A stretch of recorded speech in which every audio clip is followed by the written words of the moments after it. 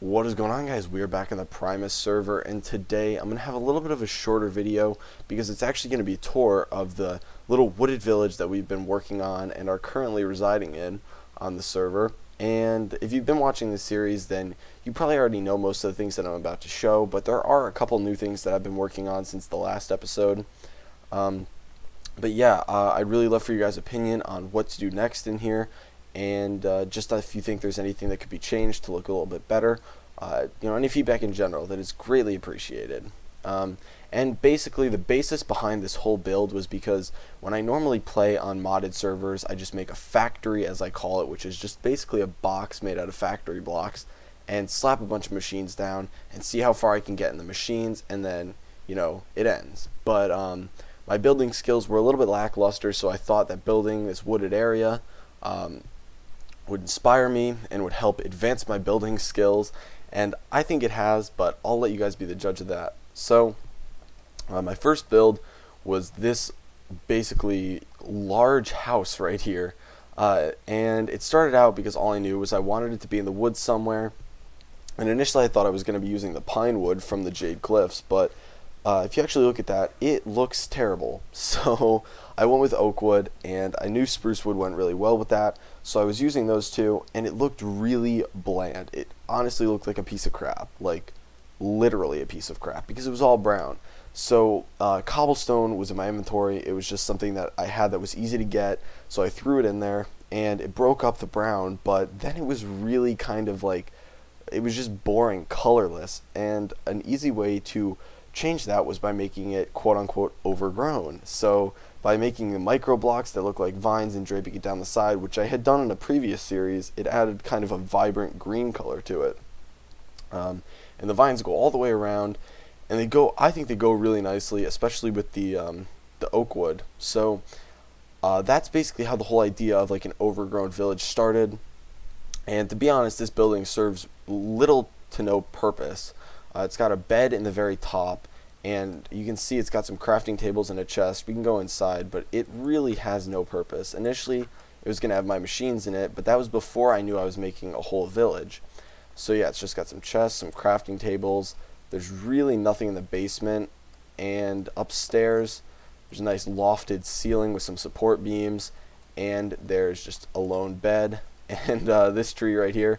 I was growing large trees, and it kind of grew right in the way, so I have to figure out what I'm doing about that. But it's got a nice, it did have a nice little lookout point, nice little balcony there, and that was basically the entire first build. But once I had this down, I kind of knew what I was going to do with the whole village, because you have the blocks, you have the setup, the area, all that stuff, so it was only a matter of time. And the next build I started had some logic behind it, because there's two things that you do when you start Minecraft. You mine, and you need a food source and shelter, but we already have shelter, so we need to mine and we need a food source. So I decided, I'll make one of the two, but the food source was the main problem, because you don't need to mine, but you need food.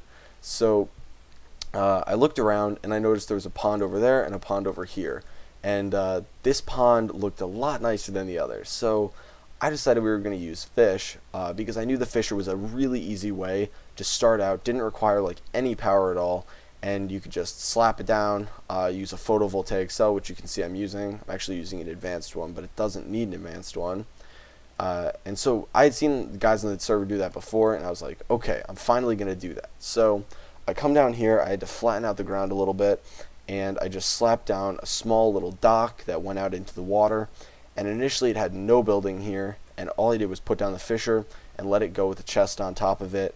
And eventually I came back on, and I had inspiration, and I started building the hut into the wall, because initially it was supposed to be out in the middle of this area down here, but I realized it's a lot easier to just build it into the wall. So I built it into the wall and extended this overhang a little bit, because I really like overhangs.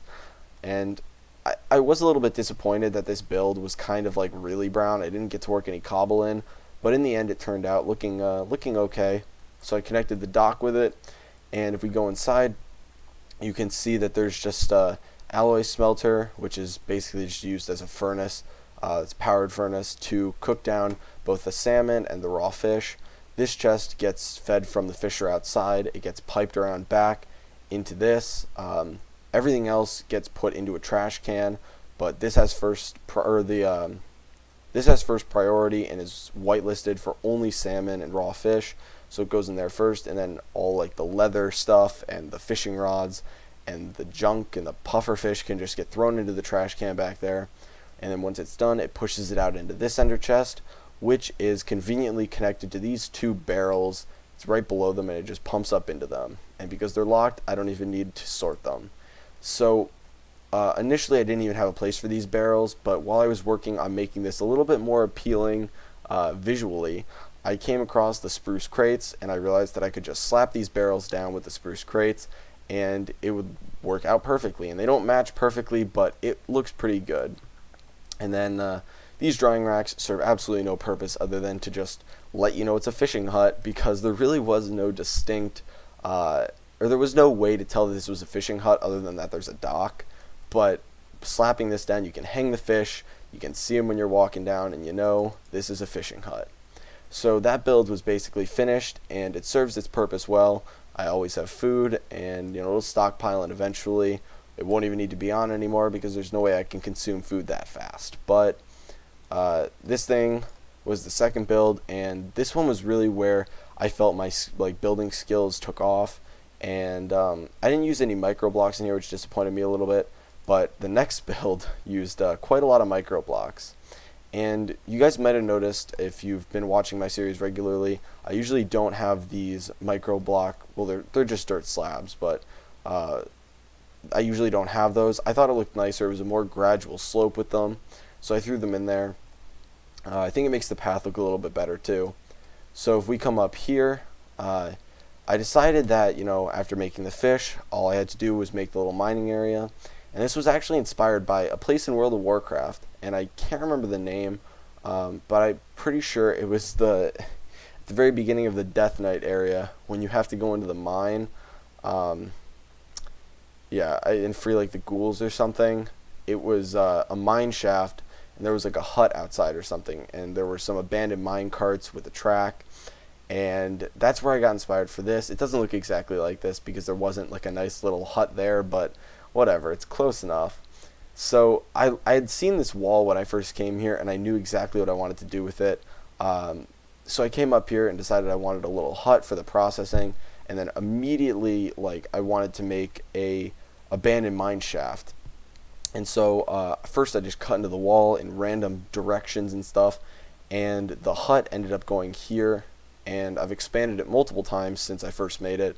But I designed the front of the hut, and this was initially cobble, but I made it into chiseled cobble because it looks a little bit better, I think. And obviously we're sticking with the same wood, and inside it's really simple. You just have the sag mill and the alloy smelter and two chests, so you just throw the things in here, get them out over here. And the whole base is going to be powered by coal, so I'm going to have a little tree farm eventually, but it'll get pumped into here. Right now this is just manually fed, and it's just generating whenever we need it. It's only hooked up to these though, so it's not really being used much. So that's the inside of here, just a nice little convenient area if I ever need to come in. Eventually it'll serve more of a purpose if I ever make a quarry or something. But then we have this mine shaft over here, and I really wanted to use a lot of micro blocks to make this look like an actual mine, because the mines that they have, the abandoned mine shafts I should say, that they have in Minecraft pre-generated are just, you know, hallways, and that's what this is. But I added some micro blocks. If you take a look, you can see it's a little bit more detailed, and even out here in the ground you can see it's a little bit more detailed, and I really like that. So then if you come down here, it's like a little branch off that's not really the mining shaft itself, and I didn't end up digging this down, but this is eventually going to lead to my actual mine shaft. So it's just kind of like hidden away so you don't see it when you're looking in, but you can walk down here, and then we'll just take a trip down the ladder later on if we ever need to go mining. And there's little piles of coal. I still have to cut up other blocks if that's possible, like iron and redstone, and put them around. But the minecart is a new addition that I got, just because the tracks are really annoying to make. But yeah, so this was the third build, and I really like this one because I liked using micro blocks, and I went a little micro block crazy on the outside.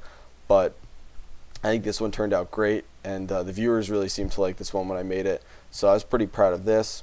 And this was the most recent large-scale build or change that I've made to the whole base in general, but after that I realized that some changes to the paths needed to be made, so I made them a little bit more covered in dirt so that they were, you know, more prominent when you're walking. And then I realized that I was getting really sick of those stupid pine trees, and they're really bland, and they're kind of a grayish, reddish brown, so I didn't really like the color of them. So I just chopped down all of them in this like circular area around my house, and I was trying to plant spruce trees, but eventually I went with oak trees, and I decided I wanted to grow really big oak trees so you could get a nice little canopy going, and I got that over here. I haven't done that around the rest of the house yet, but I really like the way it's turning out, and it's mainly because the oak wood matches the oak wood and the spruce planks of the house rather than a spruce tree, which is a lot darker. But I want to show you guys a little trick if you guys didn't know this, because I had to look this up. I knew there was a trick for it, but I had to look it up. If you place down a sapling because you want to specifically, like, let's say get a big oak tree, then you can place down a sapling, you can place a dirt block on top of it or any block, and then you can place half slabs that are upside down on all four sides of it. And if you break this, you can just spam it with bone meal. It'll take a lot of bone meal, but eventually you'll get like one of the large oak trees. And that's what I used for this build. I just went around and did that. I had to use a mob spawner to get all the bone meal, but I'm going to keep doing that probably for a pretty wide range around here, and as we expand I'll do more of it. But I really like the way this village is turning out, and I guess that's it for now. I hope you guys enjoy the village and, you know, enjoy watching me make it. And it's not super modded, but it still has mods worked in. But if you guys have any opinions on what you want to see put in here, or any advice on making things look a little bit better, then I would gladly take it, or any tips, feedback in general. I love feedback, so just let me know. And thank you guys for watching. I hope you enjoyed it. I hope you enjoyed the series in general, and if you're new and just watching this because you wanted to see, then I thank you for watching. And, you know, if you want to stick around, then welcome to my channel. So yeah, I hope you guys have a really good New Year's, because this will probably be uploaded roughly around probably December 31st, I think. So yeah, have a good New Year's, and I will talk to you guys later.